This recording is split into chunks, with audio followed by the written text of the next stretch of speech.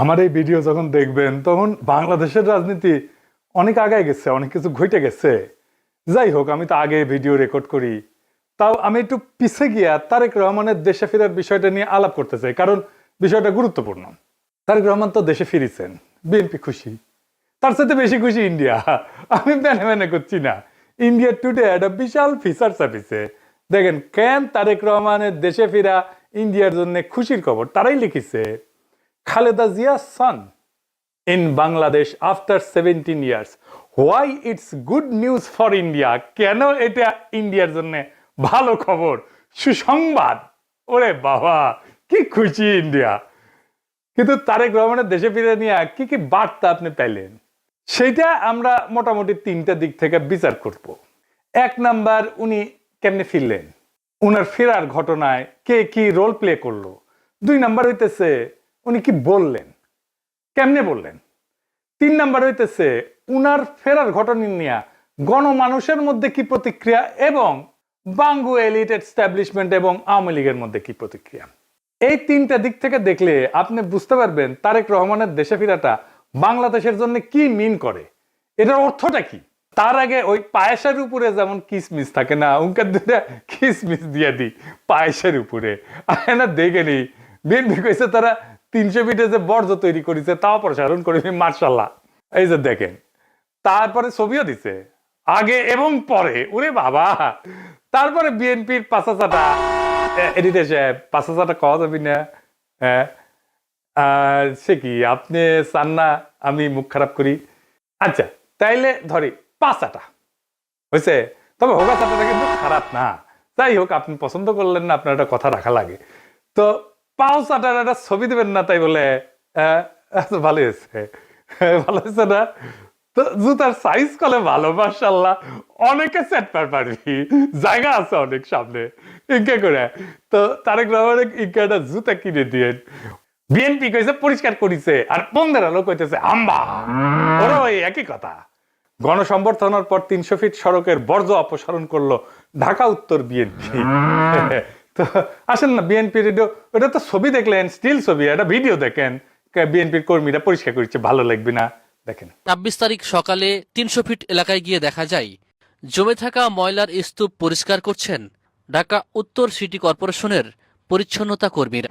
বিএনপির official page থেকে দাবি করা হয়েছে ময়লা পরিষ্কার করছে, সমস্ত ময়লা পরিষ্কার করছে বিএনপি, কিন্তু আসলে না, কথাটি মিথ্যা। পুরো অংশের অধিকাংশ অর্থাৎ 90% বর্জ্য ময়লা পরিষ্কার করেছে ঢাকা উত্তর সিটি কর্পোরেশন। দেখেছেন কারা করিচ্ছে পরিষ্কার? 148 টন বর্জ্য পরিষ্কার করছে সিটি কর্পোরেশন। কেমন ধাপ্পা দেয় দেখেন। একটা জিনিস দেখবেন, আর একটা কিসমিস, পায়েসের উপরে কিসমিস। পায়েসের উপরে একটা কিসমিস দেওয়ার ছবি দেখার, এটা মিষ্টি দেখে এটা মনটা ভালো হবি। তা একটা জিনিস দেখেন, মিটিং শুরুর আগে স্টেজের সামনে বোতল ছুঁড়া T20 খেলিচ্ছে, দেখেছেন? কেউ থামাইতে পারতেছে না। পারলে নেতাদের মারে। বড় দল হয়ে করবে কি ওরা? নিজের দলে তো কোনো শৃঙ্খলা নাই, রাষ্ট্র চালাইবে, মিটিং সামলাইতে পারে না। তা আবার নিজের দলের মিটিং, তার নিজের দলের কর্মী তাদের। তো যাই হোক, আলোচনায় আসি। প্রথম পয়েন্ট, তারেক রহমান ফেরার ঘটনায় কে কি রোল প্লে করলো। তারেক রহমানের মূল সিকিউরিটি দিল কে, বলেন তো? কে দিল? এটাই হইতেছে কে কি রোল প্লে করলো। এটা একটা বিশাল বার্তা আছে বলে। সেনাবাহিনী, কোন স্পেশাল ফোর্স না, র্যাব না, পুলিশ না, এসএসএফ না, পুরা দস্তর সেনাবাহিনী। এই জায়গাটা খেয়াল করবেন। স্বরাষ্ট্র মন্ত্রণালয়ের নিরাপত্তা ব্রিফিং আপনি পাবেন সব জায়গায়, কয়া হয়েছে এটা সিভিল ফোর্স করবে, কোথাও সেনাবাহিনী মোতায়েন করা হবে বলা হয়নি। এটার দায়িত্ব ছিল ডিএমপির। দেখেন ডিএমপির ব্রিফিং দেখেন, 2000 পুলিশ সদস্য মোতায়েন থাকার কথা ছিল। পুলিশ দেখেছেন অল্প কিছু দেখতে পারেন, দেখেন নাই, মূলত চারিদিকে ঝাঁকে ঝাঁকে আর্মি। দেখেন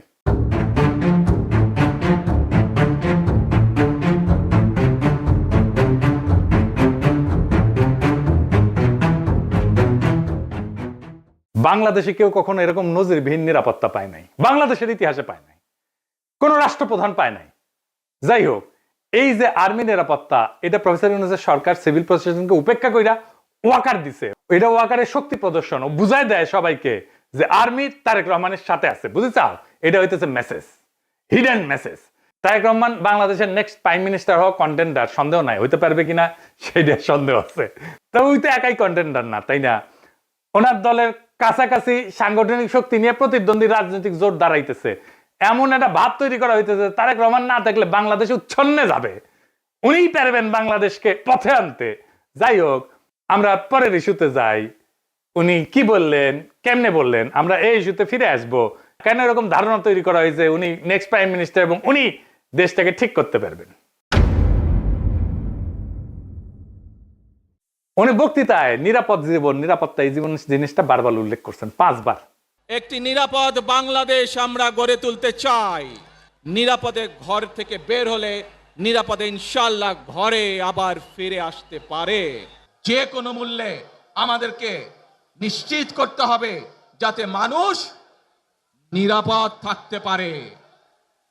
শিশু হোক, নারী হোক, পুরুষ হোক, যে কোনো বয়স, যে কোনো শ্রেণী, যে কোনো পেশা, যে কোনো ধর্মের মানুষ যেন নিরাপদ থাকে, এই হোক আমাদের চাওয়া। আজকে বিগত 15 বছর স্বৈরাচারের বিরুদ্ধে শত শত হাজারো গুম খুনের শিকার হয়েছে শুধু রাজনৈতিক দলের সদস্য নয়, নিরীহ মানুষের প্রতিবাদ করতে গিয়ে অত্যাচার নির্যাতনের শিকার হয়েছে, জীবন দিয়েছে।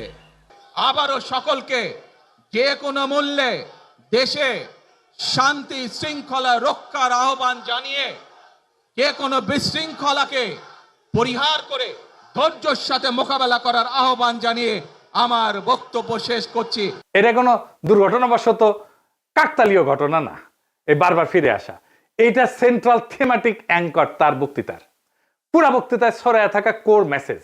এটা শুধু একটা কথার কথা না, পুরা বক্তৃতার একটা নৈতিক ফ্রেম এই নিরাপত্তা, মানুষের নিরাপত্তা।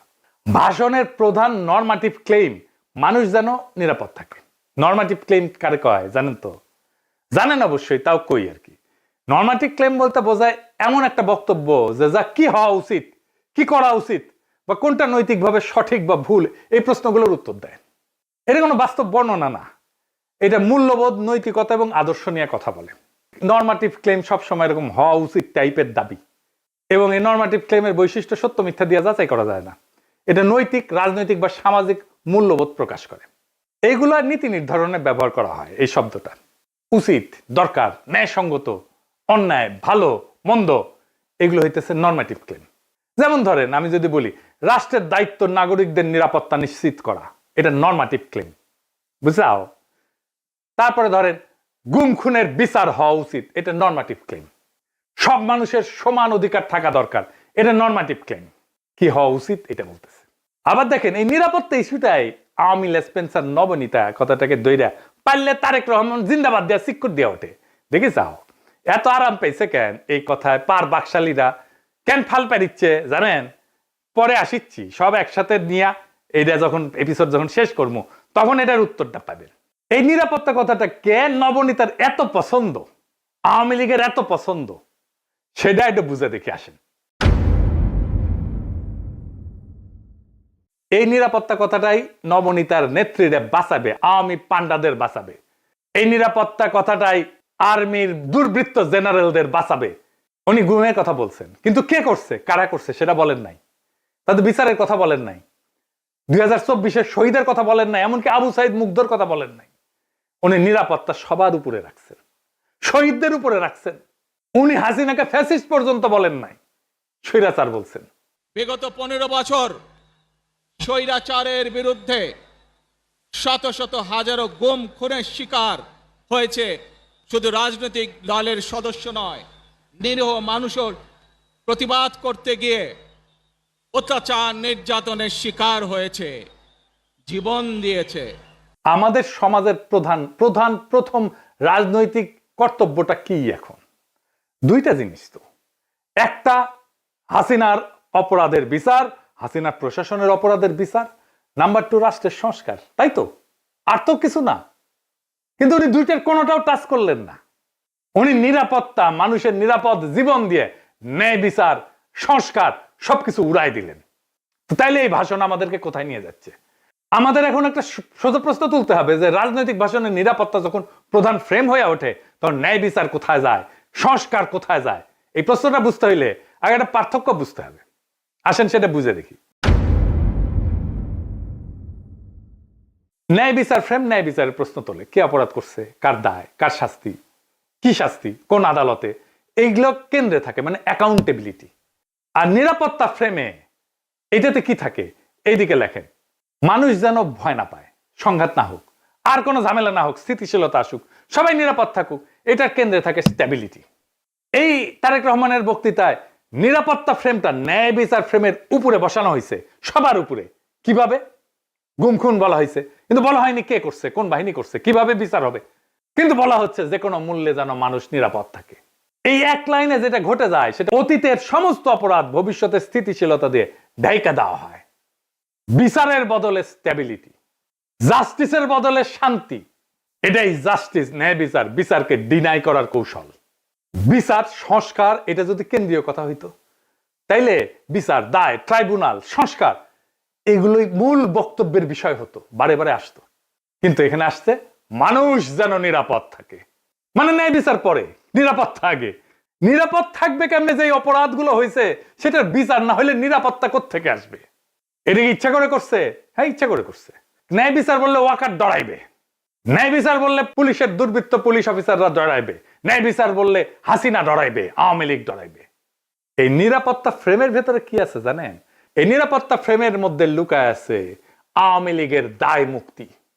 কোন আইন করে ক্ষমা না, কিন্তু বিচার না হওয়া। আইন করে ক্ষমা করবে না, কিন্তু বিচারই করবে না।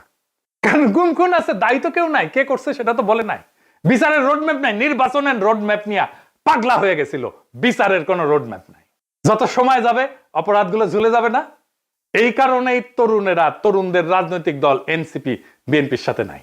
কারণ তরুণরা তো জানতে চাইবে কে করলো, কেন করলো, শাস্তি কি। নিরাপত্তার ফ্রেম তারেক রহমানের এই উত্তর দেবে না। বিএনপি আর তার বুদ্ধিজীবীরা বুঝতেই পারতেছে না, ন্যায় বিচারকে পিছাই দিলে ভবিষ্যতের বড় রাজনৈতিক সংকট তৈরি হয়। মানুষ যখন বিচারহীনতা দেখবে নিজের হাতে আইন তুলে নেবে। আর শেষ বিচারে তো বিচারহীনতা কোনো ইনসাফ না। যেই রাজনৈতিক দল ন্যায় বিচারকে স্থিতিশীলতার নামে পিছায় দেয়, সে একদিন স্থিতিশীলতাকেই হারায় ফেলবে। আর একটা বিষয় হইতেছে, উনি বক্তা হিসেবে ভালো না, মানে নো অফেন্স, উনি বক্তা হিসেবে ভালো না।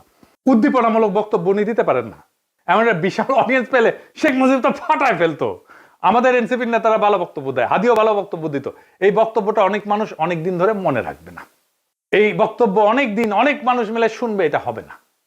এইবার আসেন দেখি ওনার ফেরার ঘটনা নিয়ে গণমানুষের মধ্যে প্রতিক্রিয়া কি। আমরা তো আগে বুঝলাম এই সমাবেশ কোনো বড় উদ্দীপনা জাগাইতে পারে নাই মানুষের মধ্যে, কিন্তু মিডিয়া যা হাইপ তুলছে তা বিস্ময়কর।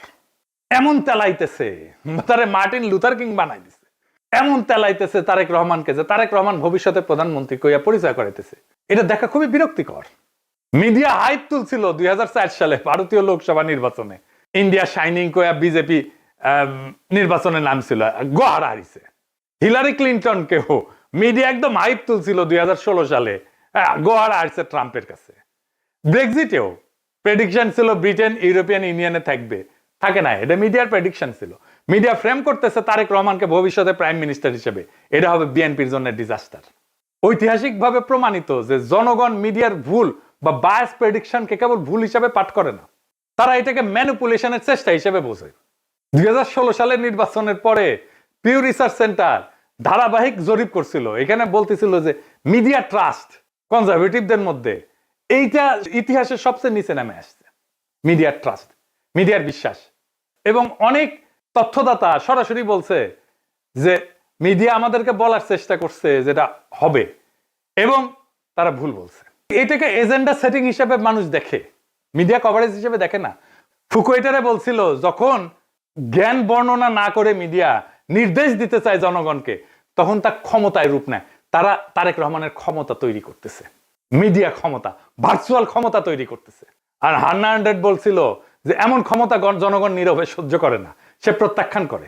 তাই বহু নির্বাচনে আমরা দেখি জনগণ ব্যালট ব্যবহার করে কেবল কোনো প্রার্থীর বিরুদ্ধে না, ভবিষ্যতে আগেই লিখে রাখা মিডিয়া ন্যারেটিভের বিরুদ্ধে প্রতিশোধ নেয়। বাংলাদেশের জনগণ এই যে তারেক রহমান আগামীর প্রধানমন্ত্রী, এই মিডিয়া ন্যারেটিভের বিরুদ্ধে প্রতিশোধ নেবে, লিখে রাখতে পারেন আজকের কথা। তারপরে ধরেন পাবলিকের যা হয়রানি হয়েছে দেখেন একটু। দেখেন কি পরিমাণ লোক এয়ারপোর্ট থেকে সবাই লাগেজ মাথায় করে কিন্তু বের হচ্ছে। দেখেন, আপনারা দেখলে অবাক হয়ে যাবেন যে শত শত না হাজার হাজার লোক আটকে পড়েছিল, যারা প্রবাস থেকে বাংলাদেশে আজকে আসছে বা কালকে রাত্রে যারা আসছে বের হয়ে যেতে পারছে। আজকে যারা আসছে সহজে কিন্তু সকালবেলা বের হতে পারে নাই। এখন তারেক রহমান সাহেব বের হয়ে গেছে, সবাইকে বের হওয়ার ব্যবস্থা করছে এবং সবাই বের হয়ে যাচ্ছে। আর একটা হয়রানি দেখেন পাবলিক কি করছে।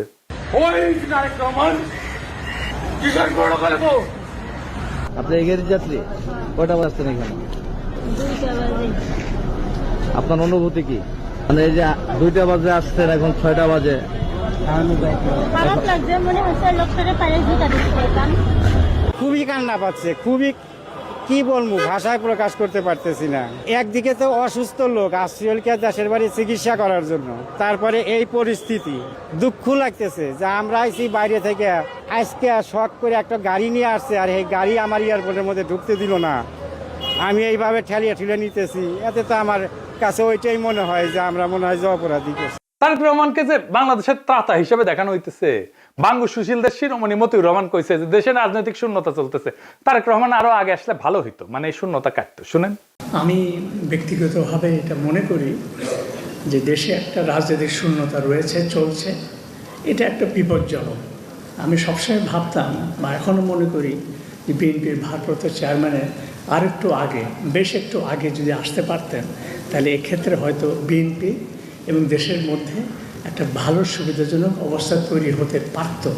তাকে বাংলাদেশের রাজনীতিতে অপরিহার্য প্রতীকে পরিণত করা হয়েছে।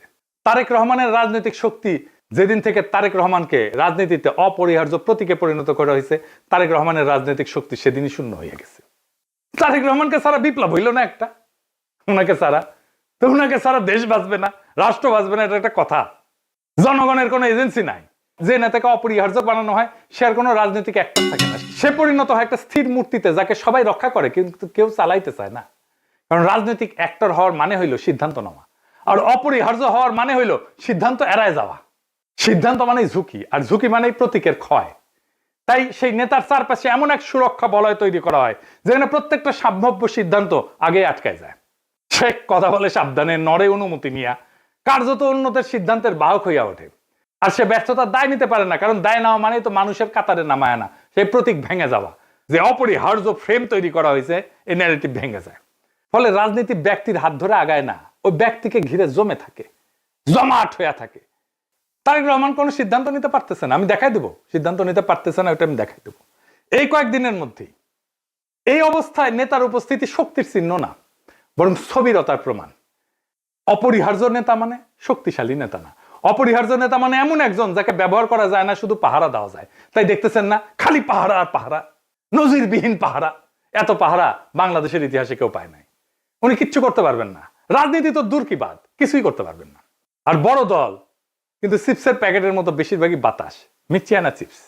দলের প্রধান নেতা আসবে, মির্জা ফখরুল বলল তারেক রহমান যেদিন আসবে সেদিন দেশ যেন কাঁপে ওঠে, কাঁপুনি দিবে।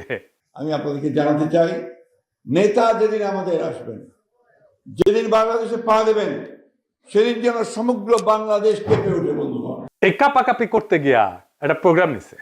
পঙ্গু হাসপাতালে আহত জুলাই যোদ্ধাদের দেখতে যাবে তারেক রহমান। আসার পরে দেখা গেল পঙ্গু হাসপাতালে জুলাই যোদ্ধা নাই, একজনও নাই। এটা কারোই মাথায় আসেনি, তারেক রহমানেরও মাথায় আসেনি যে ওখানে আসলে কেউ আছে। 3টা না 4টা প্রোগ্রাম তো কয়দিনে, তাই না? এতদিন ধরে প্রস্তুতি নিচ্ছে। আচ্ছা, জুলাই যোদ্ধা কে কে আছে? উনি গেলে কোন ওয়ার্ডে যাবেন, কার সাথে দেখা করবেন, কি নিয়ে যাবেন, কোনো পরিকল্পনা নাই। এই হইতেছে রাষ্ট্র ক্ষমতায় যাবে যে দল, সেই দশের প্ল্যানিং দেখেন। রাজনীতি আগাইলো, ওরা তো কাঁপাইতে চাইতেছেন, রাজনীতি করতে চাইতেছেন না, স্পেকটাকাল দেখাইতে চাইতেছেন। পলিটিক্যাল লিডারের স্পেকটাকাল হইতেছে তার বক্তৃতা, তার রাজনীতি। কত লোক দেখতে আসছে জনসভায়, কত লোক হাজির হয়েছে, এটা স্পেকটাকাল না। কাঁপায় দিছে কিনা এটা পলিটিক্যাল স্পেকটাকাল না। আর পাবলিক সাফারিংস, এইটার জন্য কি পাবলিক সাফারিংস হয়েছে? তাহলে ফাইনালি ওনার যে এই হোম কামিং, দেশে ফিরে আসা, এর পিছনে আসলে কি? এইটা হইতেছে এক ত্রিভুজ প্রেমের লম্বা কাহিনী। ত্রিভুজ প্রেম করলে এটা ঠিক জমে না, অন্য কিছু কইলে ভালো হইতো, আর একটু দুষ্টু কথা কইলে ভালো হইতো, আমি আর কইব না ওইটা। তো যাই হোক, বুঝাই দিচ্ছেন কি কইতে চাইতেছি আর কি, বুঝছাও তো। মানে ত্রিভুজ প্রেমে তো একজনের ছেঁকা খাইতে হয়, এটি না, এটি 3জনই মজা পায় আর কি, বুঝছাও। তো যাই হোক, তো এই ত্রিভুজ প্রেমের 3 অ্যাক্টর হইতেছে ওয়াকার, এডিটর সাহেব, এটা ত্রিভুজ আকাম, এটা ওয়াকার একদিকে বিএনপি আর ইন্ডিয়া। ওয়াকার আর দুর্বৃত্ত জেনারেলের লাগবে গুমের বিচার থেকে বাঁচা, ইন্ডিয়ার লাগবে আগের জমিদারি ফিরে পাওয়া, আর বিএনপির লাগবে ক্ষমতা। এই 3 শক্তি এক হইছে, একজনকে আর একজনের লাগবে। ওয়াকারের বিএনপি আর ইন্ডিয়াকে লাগবে, বিএনপির ওয়াকার আর ইন্ডিয়াকে লাগবে, আর ইন্ডিয়ার ওয়াকার আর বিএনপিকে লাগবে। কি মজা! এইটাই হইতেছে বন্দোবস্ত, এদের মধ্যে বন্দোবস্ত হয়ে গেছে। ইন্ডিয়া আনন্দবাজারে রিপোর্ট করে ইঙ্গিত দিছে আমরা আছি তারেক রহমানের সাথে, ওয়াকার শক্তি দিয়ে ইঙ্গিত দিছে আমরা আছি তারেক রহমানের সাথে, তারেক রহমান বক্তৃতা দিয়ে ইঙ্গিত দিছে আমরা আছি তোমাদের সাথে। শান্তি আর শান্তি, নিরাপত্তা, এর বাইরে আর কিছু হবে না। গুমের বিচার হবে না, সংস্কার হবে না, কিসের ভাল। আর আওয়ামী লীগ নমনেতাদের দিয়ে বার্তা দিছে। শুধু তাই না, এই যে দেখেন আশরাফুল আলম খোকন, হাসিনার পিএস, কি বলে দেখছেন? তারা বলে তারা বিএনপির পাশে দাঁড়াইছে। আবার দেখেন আরেকজন, দেখেন আওয়ামী লীগ, তার প্রোফাইল পিকচার দেখেছেন? হ্যাঁ, সঞ্জিদা খাতুনের ছবি দিছে, তা সেরা ছবিটা দিছে, দুঃখ ভাব একটু, বুঝছাও তো। ওই কয় যে গরু দুধ দেয় তার নাকি লাথি খাওয়া যায়, মানে বিএনপি দুধ দিচ্ছে এখন। বিএনপির আবার দুধও আছে। না আছে তো, না আছে সত্যি আছে, আমি মিছা কথা কইতেছি না, আমি দুষ্টামি করেছি না। বিএনপির দুধু আছে, আসলেই আছে। এই যে দেখেন বিএনপির দুধু, দেখে যাও, বিএনপির দুধু আছে। তো বিএনপির দুধু দিয়ে দিছে আওয়ামী লীগকে। যাই হোক, আপনি কিছুদিন পরে দেখবেন পার নাস্তিক গুলা দাঁড়াইতেছে বিএনপির পাশে এবং তারা বলতেছে আমরা বিএনপিকে ভোট দিব। আমি দেখাই দিব, বলতেছে তারা পার নাস্তিক, যাদেরকে ঘৃণা করেন আপনারা। বিএনপিকে ক্ষমতা আনার জন্য এই সবগুলো শক্তি এক হয়েছে। কেন্দ্র দখল করবে, প্রশাসনকে কাজে লাগায়, পুলিশকে কাজে লাগায়, গুন্ডা আর হুন্ডা দিয়ে নির্বাচন হবে, আর্মি বসে থাকবে, অথবা আর্মিও পিটাবে পাবলিককে, ব্যালট বাক্স লুট হবে। আওয়ামী লীগের পুরা সংগঠন বিএনপির জন্য কাজ করবে, টাকা আসবে, খালি টাকা আর টাকা, লুট করা টাকা ফেরত আসবে কিছু। নির্বাচন প্রচারণার জন্য এই 4 বান্ডেল দিলাম ব্যানার পিস্টন করার জন্য, আর এটি লাগাইবা শুধু মোটরসাইকেল বহরের জন্য। মোটরসাইকেল নিয়ে আসবা 7টা, ঠিক আছে, দেখিনে নিয়ে আসবা। আর এটি রাখো শুধু নির্বাচনের দিন চা সিগারেট খাওয়াইবা মানুষকে। আর এই 7-8 বান্ডেল যদি আছে, সকালবেলা সীসা খাইবা, হ্যাঁ সীসা খাইবা বৈশা। আমি ফাঁস করবো না, সমস্যা নেই। সেই টাকা বিএনপির নির্বাচনের জন্য কাজে লাগবে। এই জন্য খোদা বক্সকে সরাই দিছে প্রফেসর ইউনূসের সরকার। প্রশাসন, পুলিশ, জেনারেলরা মাথায় রাখেন, এই নির্বাচন আমাদের আজাদির নির্বাচন। সংসদের কাজ রাষ্ট্রে ইনসাফ কায়েম করা। আমার আগের ভিডিওটা দেখে নিয়েন, বিস্তারিত আলাপ করছি কিভাবে সংসদ আইন তৈরির মাধ্যমে সমাজের মাঝে থাকা ইনসাফের ধারণা রাষ্ট্রের আইনের মধ্যে ঢুকে দেয়। রাষ্ট্রকে ইনসাফমুখী করে তোলে সংসদ। এই ইনসাফের রাষ্ট্রই আমাদের আজাদির দিকে নিয়ে যায়। আমাদের প্রত্যেকটা ভোটকে আমাদের মাঠে রক্ষা করতে হবে। প্রশাসন যদি গণরায়কে ছিনায় নিতে চায়, তাহলে ভোট ডাকাতদের এইবার বিতাড়িত করব বাংলাদেশ থেকে। আর এইবার প্রশাসনের, পুলিশের কাউরে যদি পক্ষপাত করতে দেখা যায়, কোনো মাপ কিন্তু নাই। আগামী সরকার বিএনপির হবে না, প্রফেসর ইউনূসের সরকারের মতো ধ্বজভঙ্গ সরকারও হবে না। তাই খুব খেয়াল, ভোট রক্ষার লড়াইয়ের জন্য তৈরি হন। এইবার ভোট দিলেই হবে না, কেন্দ্র পাহারা দিতে হবে, প্রত্যেকটা ভোটকে আমাদের রক্ষা করতে হবে। আর এক নতুন ভোট আনার লড়াইয়ের জন্য তৈরি হন। ইনকিলাব জিন্দাবাদ।